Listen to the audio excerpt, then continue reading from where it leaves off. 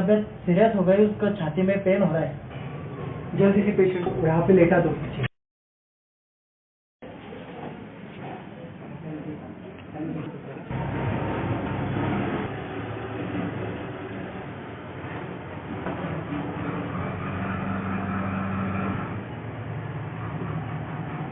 Ward में उनका BP बढ़ा हुआ है, जल्दी से इनका ईसीजी निकालो।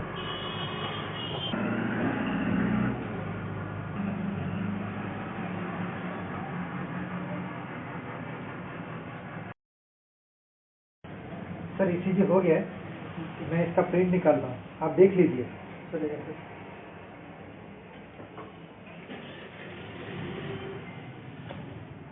आपके पेशेंट को माइनर हार्ट अटैक हुआ है तो एम्बुलेंस बुलानी पड़ेगी। तब तक आप एम्बुलेंस बुला लो, मैं तब तक उनका फर्स्ट एड करता हूँ।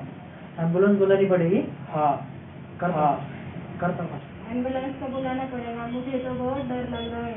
मैं मोबाइल पे सर्च करता हूँ और एम्बुलेंस को कॉल लगाता हूँ जल्दी।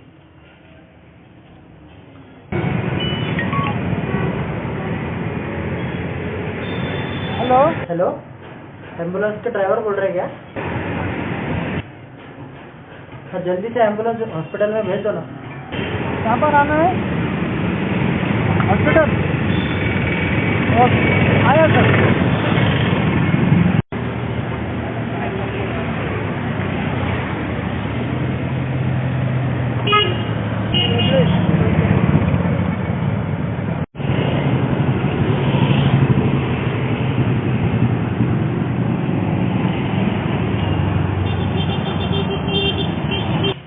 डॉक्टर, एम्बुलेंस आ गई, चलो देखते हैं।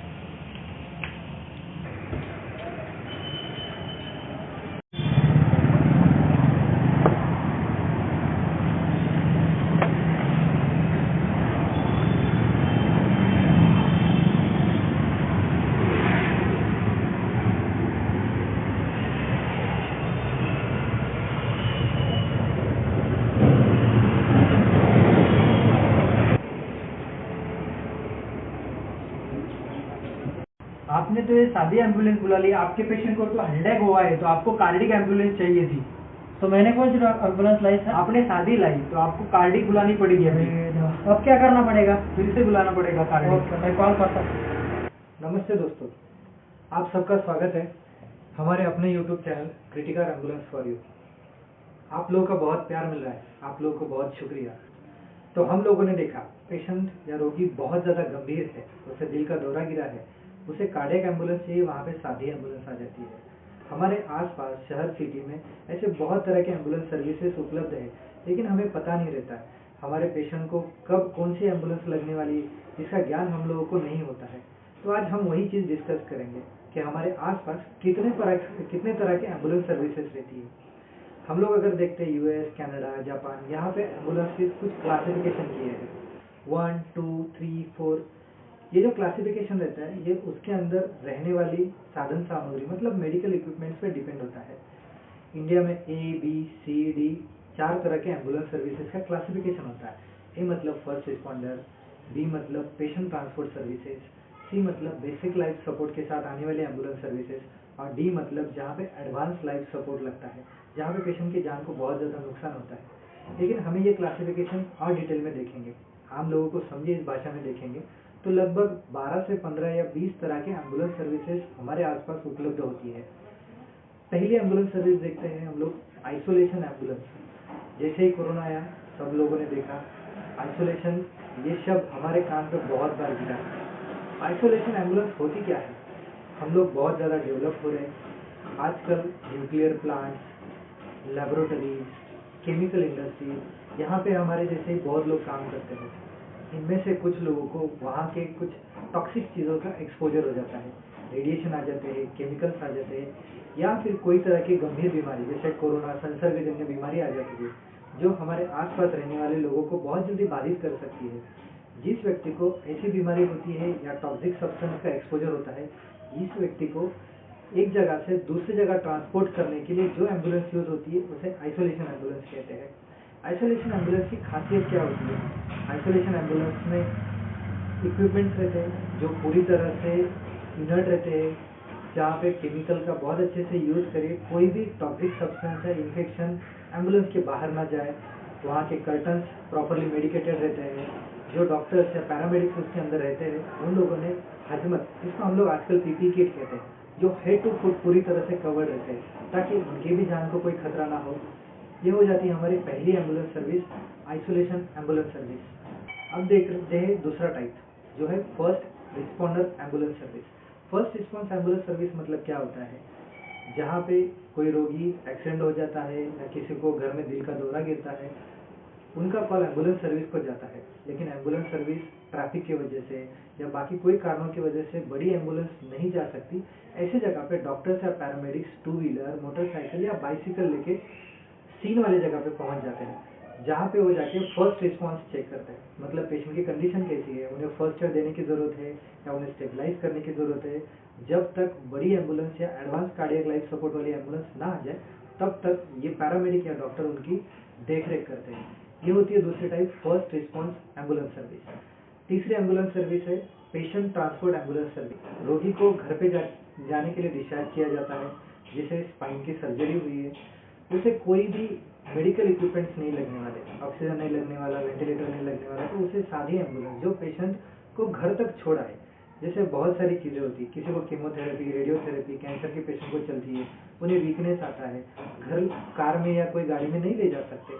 किसी को बड़ा ट्रॉमा होता है, मल्टीपल जगह पे लगा होता है और उन्हें घर डिस्चार्ज किया जाता है, जिन्हें भी हम लोग कार में नहीं ले जा सकते।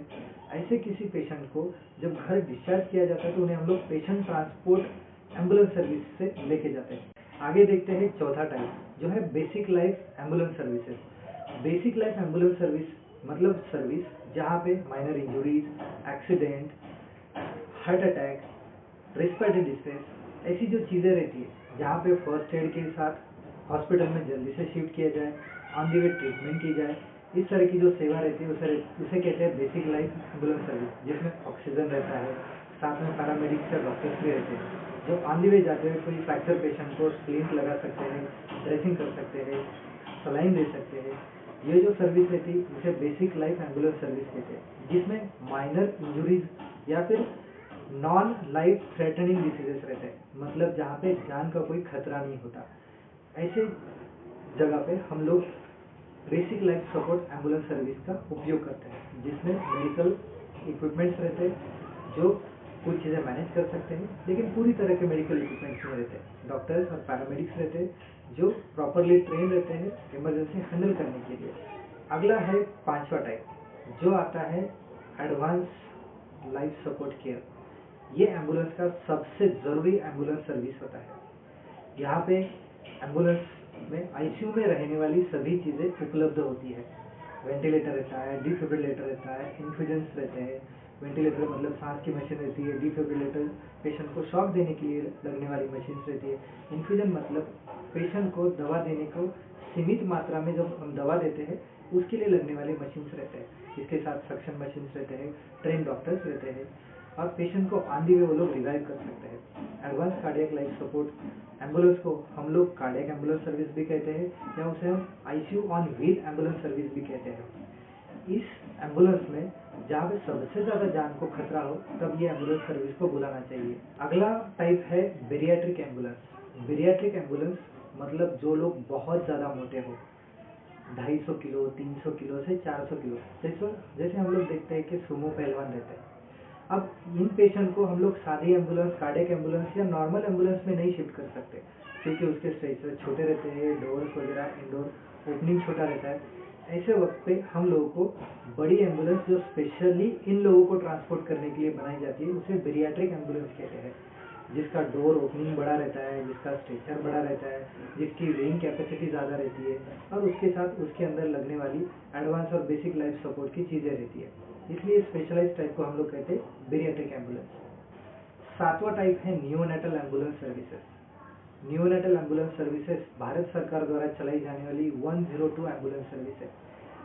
हम लोग देखते हैं कि हमारी माता बहन जो प्रेग्नेंट होती है और 7वें 8वें महीने में अगर कुछ काम से उनको बाहर जाना पड़ता है और वहीं पे उनको अगर तकलीफ होती है और वहीं पे उनको डिलीवरी होने के चांसेस रहते हैं, ऐसे वक्त पे हमें नियोनेटल एम्बुलेंस सर्विस को बुलाना चाहिए, क्योंकि अगर डिलीवरी भी हो जाती है तो जो होने वाला बच्चा है वो प्री मैच्योर रहता है और प्री मैच्योर बच्चे को और उसकी माता को बचाने के लिए ऐसी एम्बुलेंस सर्विस चाहिए जिसमें न्यूनेटल केयर हो सके।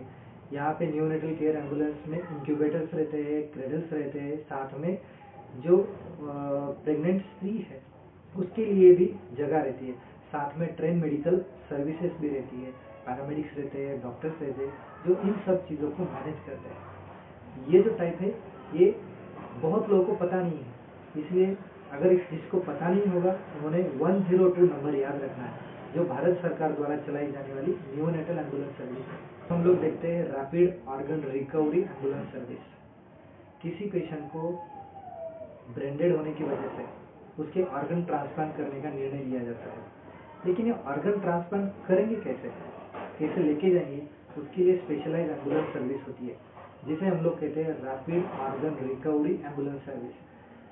इस एम्बुलेंस में ऑर्गन प्रिजर्व करने की सभी चीज़ें होती है, इसके साथ उसके अंदर सर्जन होता है, वेंटिलेटर्स रहते हैं। बहुत बार कोई ब्रेंडेड पेशेंट को अगर वो कोई सिटी में हो जहाँ पे ऑर्गन रिकवरी की कोई जगह ना हो, ऑपरेशन थिएटर ना हो, उस पेशेंट को या उस रोगी को जो ब्रेंडेड हुआ है उसे एम्बुलेंस में लेते हैं जहाँ पे ऑर्गन रिकवरी के पूरे सिस्टम उपलब्ध है, सर्जन है, वो लोग ऑनली वे वहाँ से ऑर्गन रिकवर करते हैं और उसे प्रॉपरली स्टोर करते हैं और जिस जगह पे जाके उन्हें ऑर्गन ट्रांसप्लांट करना है उस जगह तक वो लोग पहुँचाते हैं। तो ये होता है rapid organ recovery ambulance service. तो दोस्तों ये हम लोगों ने देखे कुछ एम्बुलेंस टाइप्स। अगले जो एम्बुलेंस टाइप्स की एम्बुलेंस सर्विसेज के जो टाइप्स हैं हम नेक्स्ट वीडियो में देखिए। तब तक आप सब लोगों का प्यार देते रहिए, मास्क लगाइए, वैक्सीन लीजिए, स्वस्थ रहिए, सब लोग प्रिकॉशन लीजिए और हमारे वीडियो को लाइक और सब्सक्राइब करने के लिए बिल्कुल ना भूलें। धन्यवाद।